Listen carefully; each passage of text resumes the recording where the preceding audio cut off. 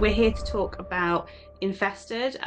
This is a film that it's been on the festival circuit for a little while. I know recently it played at Overlook with a cast and crew meet and greet.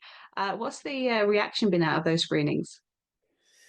Everybody told me that it was great. Unfortunately, I wasn't able to go to the US for the screening, but I would have loved to come there because the I love to see the audience watching this film. You know, it's one of the best feeling when you are in a theater and you can hear people laugh and scream.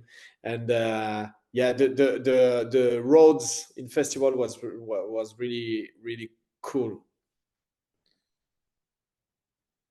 And despite arachnophobia being like one of the most common phobias across the world, there aren't really many horror movies that utilize them, that utilize that fear. Why do you think that that is? I wanted to talk about the things that you are afraid for no reasons, because there is no reason to be afraid of a spider. You are afraid of spiders because you don't like their shape or what they look like. And it was the perfect parallel to talk about people who are judged by their look.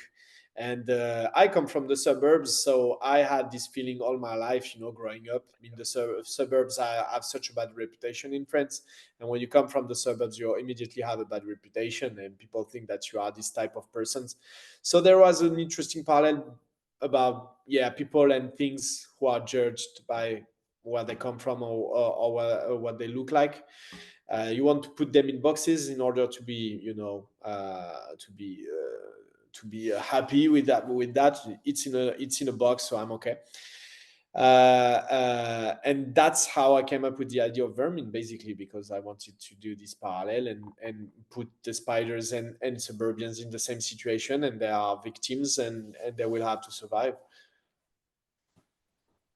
Yeah, I I am a massive arachnophobe. And like to the point of when I was younger, I couldn't watch the film Arachnophobia because whenever I did, I would see a spider like that day.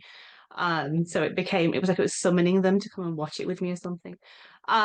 So watching Infested, especially the early parts of this film was pretty traumatic. Did you have to sort of, did you interview people with that fear so that you could make sure that, you were going to give them something that would have them like really on Yeah, edge? yeah, sure, sure. I wanted to understand this fear and what people are afraid of. And it's always about the shape and the velocity and how they behave on a wall. So I studied everything. So I filmed a lot of spiders in order to understand, yeah, their legs work this way and things like that, in order to put it in a movie. You know, spiders are legs are really important. And that's why I wanted to work with a type of spiders which has really long legs and strong legs. And we that's why I wanted to work with the Heteropoda, which is the species of spiders we had on the set. Yeah, and I study and I ask people what they are afraid of, you know. And yeah, it's always about legs or their behavior. It's the speed. It's the fact that they can be here and then here Yeah, sure. in But in it the will be for 10 seconds because I work with them for a long time, and I know that it can go fast for 10 seconds and after it's completely tired and it won't move anymore. So if you want to take a spider in a glass because you don't want to kill it, you just have to tire the spider. So you have to make it run for about 10-20 seconds, and after it won't have any more energy, and you will be able to put it in a glass like it's a leaf. That's actually really helpful. I feel like I can run for longer than 10 seconds without getting tired, so I feel like Yeah. I So might be okay. it won't run after you. That's a really helpful. Yeah, that is actually genuinely a really helpful piece of information. I think that shows just how. I mean, there was there was some points early on where I almost vomited because I felt so. I think you'd got that nature and you had tapped into the speed and the legs and the way they move and that to the point of I was sat watching it like retching.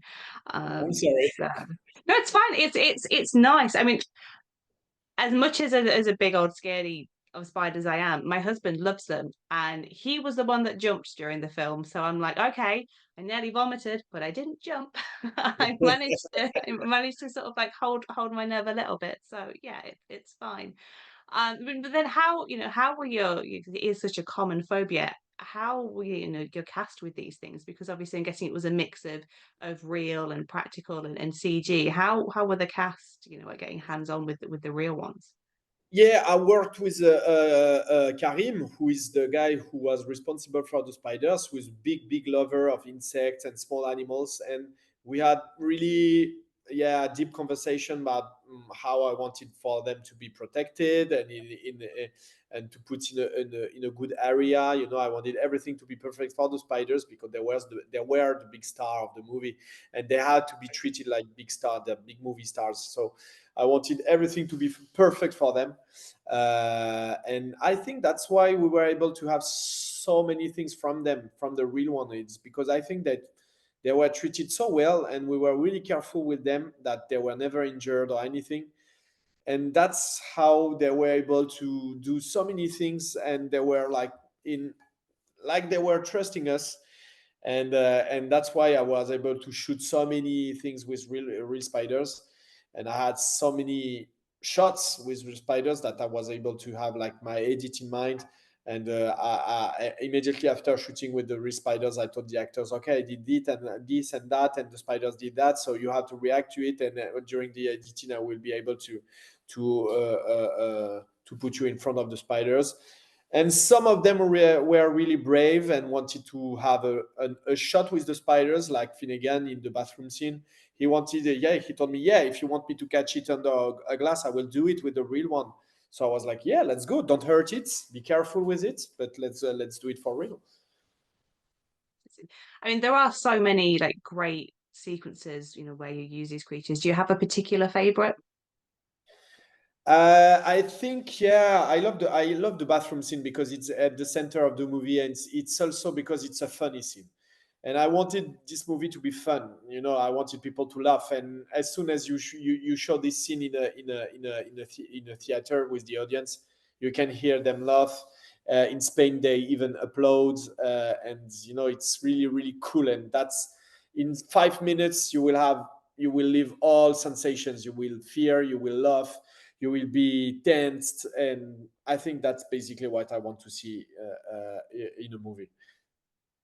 Yeah, I mean, yeah, that bathroom scene it's funny, but it is also terrifying, It's again, as somebody, that is, suffering with this thing, that is literally like my worst nightmare, sort of like burst onto screen. So, but it is, you're right, it does still retain that fun, but it is also absolutely harrowing for anybody like myself.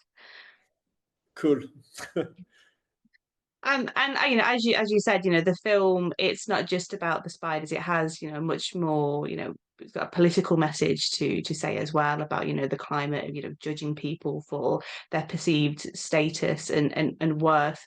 I think that horror is always such a, a great vessel to explore these themes. What do you think it is about this genre that enables, these, really serious subjects to be explored?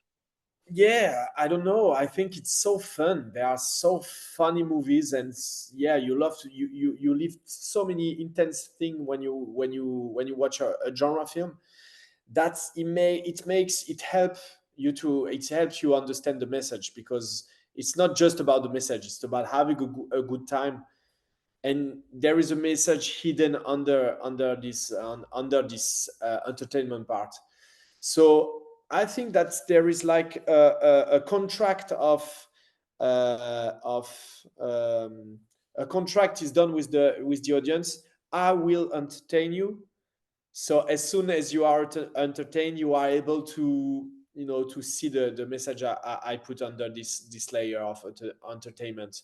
And when is a movie is dramatic and realistic and just about the social statement, I think the contract is like kind of broken, because you know that you will pay to see a statement, and I think that's not a good deal when you are.